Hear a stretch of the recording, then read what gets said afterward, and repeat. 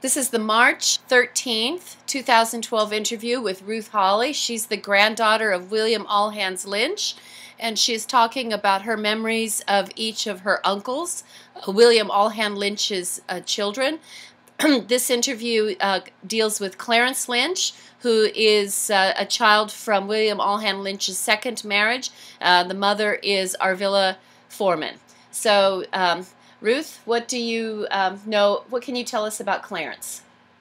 Well, we lived neighbor to him and Aunt Myrtie the last few years. We lived at Valparaiso, and he was a very personable, likable man, but very set in his ways. But him and Aunt Myrtie, they complimented each other, even if they did fight like two fighting cocks. But he was a good husband, and he had, I believe they had 5 children. I'm not quite sure. The oldest one was a son, and Bernice was the oldest daughter of Clarence. And then they had Zelma, and Lawrence was the youngest. And Lawrence was a professional prize fighter and fought in Madison Square Gardens. And it was through an episode of, they had a rink set up for him to practice in Uncle Ray's building downtown Lincoln, and where Lawrence was trained to fight these fights. He was a professional, but they thought that it was their idea that he needed to hard liquor. Well, it was bootleg liquor, that they had a small amount of it, and they had it up on a window ledge. It wouldn't be more than 6 ounces, and it was kept up there for Lawrence to have a. Of course, by that time he knew very well what liquor was, because he was. Okay, so now you're talking. Undid him. Okay, you're talking about Lawrence, which is Clarence's child. That's his son. That's his son. Okay, well let's go back right now to Clarence. And Zelma, you know Zelma. Yeah. Okay, but let's before we talk about their kids, what do you know about Clarence? Well, now he was either the second or the third one. I don't know whether it was who was born first, whether it was Uncle Ray or Clarence. Mm-hmm. But I believe it was Clarence. And him and Mabel were very close to each other, just the same as twins. They were both more or less the same temperament, and they hit it off. Just it was they really thought a lot of each other. Truth they can stand of all the upsets they got themselves into. And he was very pleasant, and I remember he was a good family man. He was a devoted father, and he was with Aunt Myrtie. They were very devoted to each other, and but he was always doing something to upset Aunt Myrtie. One time, they just moved into their big house there in Valparaiso, and it was a big house, lovely big. Him and his, I believe his brother-in-law, Aunt Myrtie's side of the family, helped build this. And eventually that was the house that your grandpa bought that we lived in when we lived in Val. It was that big house that Uncle Clarence bought. Then he built his next house across the road from him. But anyway, now my mind's dropped out. I'm trying to remember what I was. So you're talking about Clarence and Myrtie. Yeah, and oh, I know what I was thinking of. In this big house, they had a big fine kitchen, and they also had a walk-in pantry that was a very nice home. It was the nth degree, and especially it was a showplace of the area before they got through it. But anyway, they had mice, they thought, and Aunt Myrtie was afraid of mice. So Uncle Clarence was called to the rescue. She thought she saw a mouse run into the pantry off the kitchen. So she screamed, and he pretended to go in, and he was going to kill that mouse. And Aunt Myrtie was back, cowering up in the back by the other door. And he found an old sock wadded up on the floor. He just picked up that old wadded sock and threw it back out and said, "Look out, here he comes," and threw that sock at her and she fainted.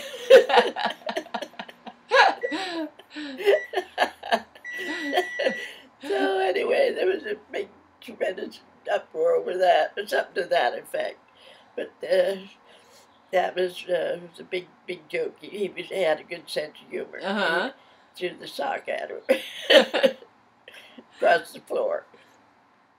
Well, anyhow, he was the one member of the family that had his own Christmas at home for the family. And then after they had theirs, then they'd come down to Grandma's. They'd come in late. They had an early opening of their own gifts, and then they'd come down from Valparaiso to my the grandmother's house with her backyard. The grandmother was Lynch's, yeah, the Arvilla. Arvilla. Well, anyway, she had a very nice stucco one-floor bungalow, and it was a very nice home. And her backyard joined from the one street, went back, and her back entrance joined Uncle Ray's back entrance, which faced the other street. It was like an elbow. The way they, and us kids, whenever we'd go there, we just went back and forth through the back doors from one house to the other. And of course, that's where all the family gatherings were at my grandmother's house, like Christmas dinner, and that was the big event of the year, and everybody brought stuff, and they had a big deal for having a Christmas meal. The one thing they did, that I don't know, it was a holdover from pioneer days, the children were supposed to wait their turn to eat because they had to wait. Well, as kids, and we didn't have anything to eat, and we sat on the basement stairs, waiting for our turn to go eat Christmas dinner after all the rest of them took their time of eating and telling their yarns, and about 2 o'clock, we better feed the children. And why they did and that included Marion and Howard and Jack and Laurel and myself and Russell, and all those kids were pushed back. Well, Arvilla was one of the older ones. That was Aunt Mabel's only child, and she was an adult, so she got to sit at the table. Well, when I was about 12, I decided I was going to be an adult myself. I had enough of that being pushed down the basement steps to wait my turn to eat. So I figured if Arvilla could sit at the table and eat with the family, that was time that I took had a say-so in it. So when the bell rang, everybody get go to their chairs, and we were going to eat. I grabbed the chair that Arvilla had her eye on. Well, of course, everybody made a real fast move to get their chairs. It was a hurry-up deal. So I grabbed this chair, and Arvilla was behind me, and she didn't get it, and she tried to pull it away from me at the Christmas table, and I wouldn't give it to her. I said, "No, it's mine." Oh, was she mad? And she didn't get to eat. She had to go in the kitchen and fill her own plate from the kitchen. She didn't get to sit. Oh, was she mad? I don't think she ever got over that I stole her place in the sun. But she was a cousin. Okay. So what kind of work did Clarence do? He was mainly a master salesman. He could sell anything. What did he sell? Insurance, and but he had farms on the side. He was an entrepreneur. Oh, I know. He had a big automobile garage business there in Valparaiso, and he was what nationality people lived up there? It was a predominant nationality. It was a Polish, Swedish, Norwegian, well, Danish. Well, anyway, it'll come to me that the community was made up of this particular Bohemian. There was a Bohemian.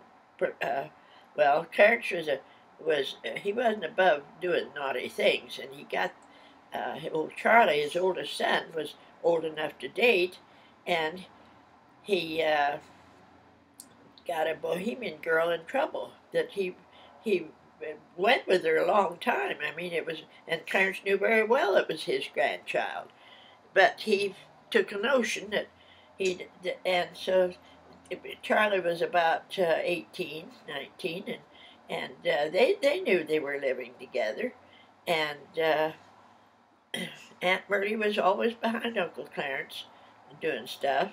So anyway, he didn't marry the girl, and he took off, and he came down to Wymore, where my folks had this farm, and he came in to stay with us till things cooled down. What happened to the girl? Well, she had the baby. What happened to the baby? He was raised to the Bohemian community. Stayed with the family, and he even went by the name of Lynch. I forget the name but the girl, when she was the baby was about a year old, she came down to Uncle Clarence's house and brought the baby in for them to see. And Aunt Murdy wouldn't pay attention to the little fellow or nothing, and the girl, there was no, and Clarence didn't, and they never acknowledged that child, and they knew perfectly well, and they were a good family. There was no earthly reason to act like that. But that was his turn, and Aunt Murdy too. She had that turn of nature too. There was other things that came down the pike that involved us in one of their actions, and so even the Lynch family were my mother and father were upset with old Charlie. Because of the baby. Yeah, and their Charlie came down there to Wymore to hide out, and the girl was left with no father.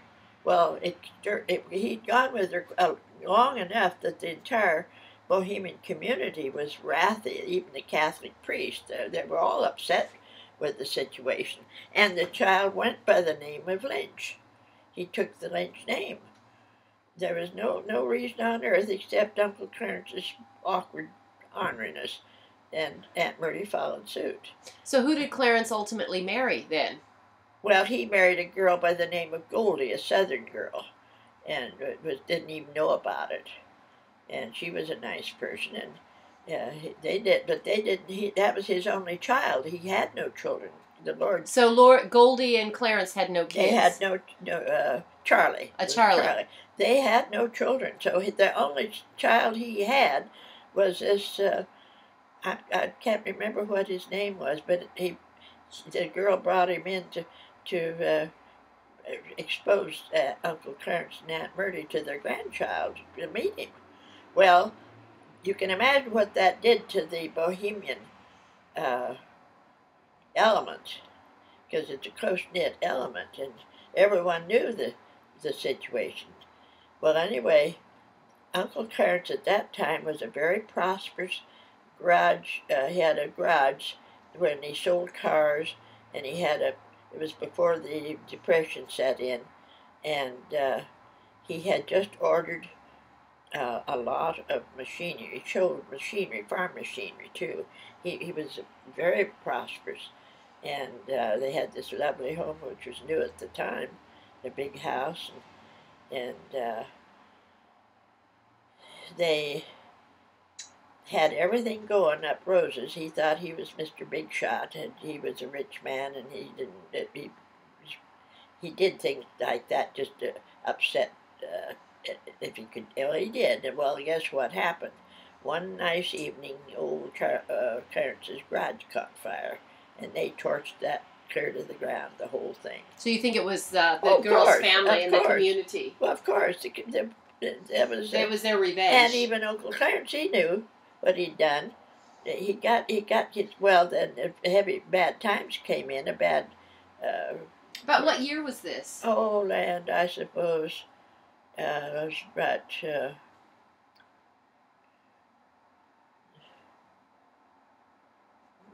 early 20s, it would be. And so it was totally uncalled for, in place of having the goodwill of the community, because it was a heavy population of the Bohemians. Was he against the marriage because they were from a different cultural background? Well, he claimed because they were Catholic. He didn't care. It didn't make any difference to him. It was just his awkward, damned ornery disposition. but anyway, he was a well-loved member of the Lynch family, and him and Aunt Mabel had close ties together. And well, anyway, that's what happened to their first child, Clarence's first child. And at the same time, Charlie was running from his lady. Guess what happened to Bernice? Uh, she gets herself pregnant. That's another daughter. That's the next one down, about 2 years younger. In the middle of all of it, old Bernice, who was a high flyer, well, Russell, her husband's name was Russell. He married her, and they had 2 children. They had a Peterson, it was Russell Peterson, and they married, and their old Charlie was acting the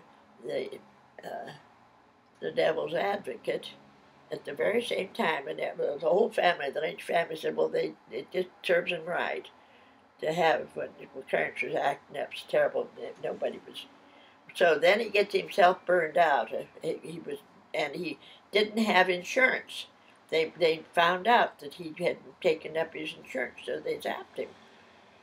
So that was the downfall from there on in until he has come back in later years. But Aunt Murdy, and in the middle of all of it, she'd fallen heir to money, and she had invested her money in Clarence's enterprise of farm machinery and whatever. And I think it was about maybe $3,000 or $4,000, enough that during the height of the Depression, that would have, at least she could have gone to Lincoln on the motor, the little train, and it would have kept some semblance of sanity in the family. But they were busted broke overnight. Mm-hmm. Well, then it was a struggle. Then, of course, he went to selling insurance, and I guess he could tell the people, you better buy insurance. I know from personal experience if you don't have it. No, nothing like that. No, but he was a capable man, very capable and smart, and so was Aunt Murdy. That they pulled a fast one on my dad when later, just before my father died, he decided he wanted to leave California, and he was homesick. He wanted to go back mainly to fix for his final days and go back to his roots. And it was a good move because there was nothing in California for us. So him and my mother, they bought Clarence's house. That's how we happened to live in that beautiful home. That Clarence's, Aunt Murdy's brother, or maybe it was a relative of hers, was a master craftsman. The reason the house was so wonderful, it built just, you couldn't believe what a wonderful, nice home it was.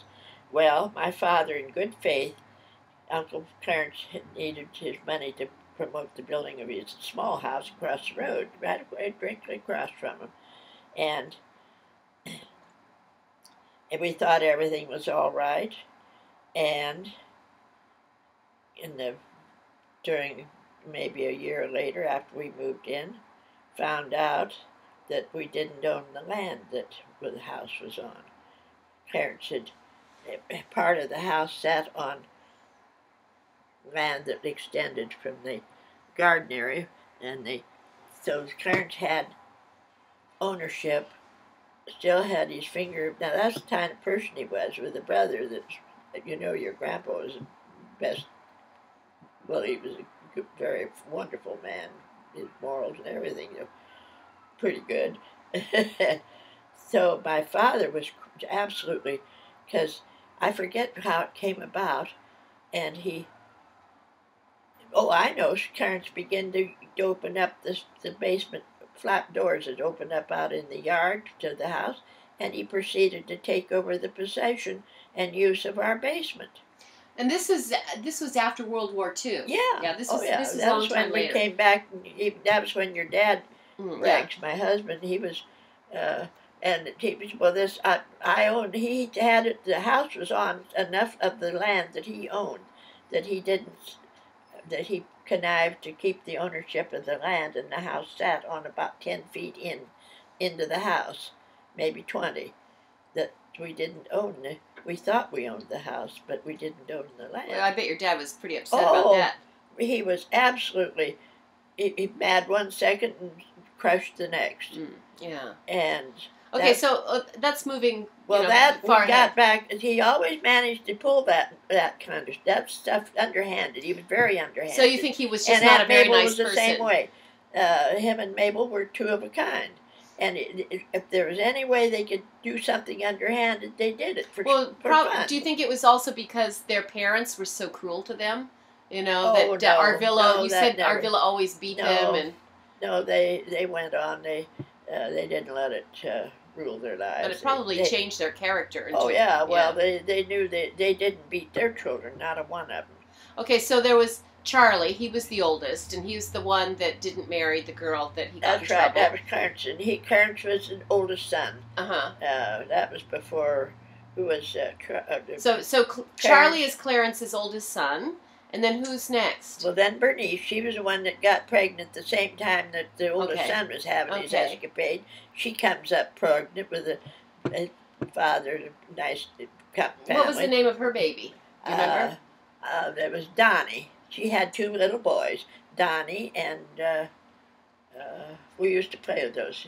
I can't think of the younger. They were close together, but they were beautiful children. And and Bernice was she was just one of these big flippity, high flying gals. She was a big boned girl. She wasn't particularly beautiful, but she was passable, and she was just she was like Lawrence. They were all high wired people. Okay. So we had Charlie and Bernice, and then next is Lawrence. Zelma. Zelma. Okay. Zelma was next, and now she was an opposite. She was quiet and refined, and she's the one that taught school. Then married there at Michael that visits us. Mike Vance. Mike Vance. Yeah. That was Zelma's son. That would be Clarence's grandson. And Zelma was the third one, but the baby, I believe, was Lawrence. I might have it twisted that one Lawrence might have been next, or Zelma the last, but I believe it was Lawrence was the last one, and he's the one that fought in Madison Square Garden, and so that was quite a family episode there, and I can't think of much else.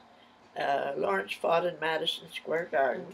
And was a professional. And Lawrence was in World War II. But he ended up joining the military. Yeah, and he went to World War II. He went to World War II. Was that after he stopped drinking or before he stopped drinking? He didn't know he was drinking in the military. He wasn't. He did. Oh, he did. Yeah, he knocked a new officer that arrived on the scene that he was over there in the jungles, and he was sitting there with his shirt off. He was smart and capable, and he'd learned typing in school, and he was doing office work, and then came this new, in the worst awful conditions. This guy had just gotten off the airplane, and he walks in that office where Lawrence was working, and he demands, he reprimands him, because he was upset to have landed in such a hole. It was a very, very bad spot to land a new young lieutenant, just made lieutenant.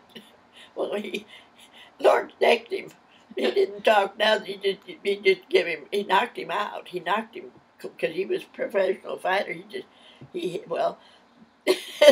didn't even know who the guy was. He just got himself off the airplane and got decked by this.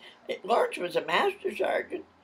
No, he got busted a couple times that I know of, but everybody liked him, and he was outside when he wasn't drinking. He was a charmer.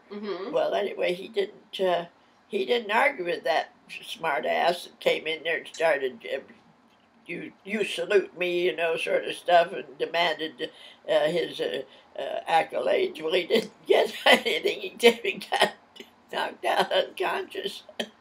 Well, they had often people that had. I think Lawrence went over to the commanding officer and reported what he'd done. Well, they sent him to another part of the island. Right now, the guy hardly knew what happened with anything. All he knew, he got his jaw broke. And he was sent home. He got himself sent home. He had a broken jaw. So that was one lieutenant that they helped. Probably saved his life. Oh yeah, sure. He got out of there because he irritated the wrong person with Lawrence. And he didn't care. Lawrence didn't care whether he was an master sergeant or a buck private because he'd already been broke a couple times. And everybody, it was smoothed and over. did Lawrence? He married Mildred. He married Mildred. Did they have children? No, she was married late in life, and she'd never been married. She's a spinster, and she lived with her mother and sister. All three of them. They're in University Place. They were a nice family. Well, then Lawrence was a turnaround, and he was a very staunch, good, law-abiding man. So he was. And he had this beautiful home they bought there, out at the edge of between University Place and Lincoln, and had a lovely home, that brick home. And he worked for one of the big builders, or owned apartments or department stores, and he did laid rugs, I guess, because he had to work outdoors and do that type of work. Well, he didn't. I think he must have graduated from high school there up at Val, but drink got him all his life until he married Mildred. So he stopped drinking before he married Mildred. Yeah, he was head of Alcoholics Anonymous. And he was an active. He was smart, and he did active work in the community, and was of course by that time I guess he was retired from the military, but he probably was down to buck private. I don't know. I never heard of him ever drawing a pension or anything. No, I don't think I think he just was in the military during the war. I don't think he was a career. He was not a career officer. He didn't have any pension. Yeah, he wasn't a career person. And but they were our neighbors. We were always back and forth visiting over there, and I stayed with them when I lived at Laurel. I'd go down and Lawrence had died by then, and I'd go and stay with Mildred and get my dental work done, and my there at the dental college. Now, going back to Clarence, how old was he when he died? Oh, I suppose early 70s. So you have a lot of memories of Clarence and Bertie and Uncle Clarence. They were the mainstays of the family, and everybody loved them. So except that escapade with Charlie. So nobody paid much attention to it. But Charlie, son, he even went by the name of Lynch, and I can't remember. Okay, well, I think that's enough for Clarence. Yeah, I think so. We'll stop. I know he had land. I think he bought my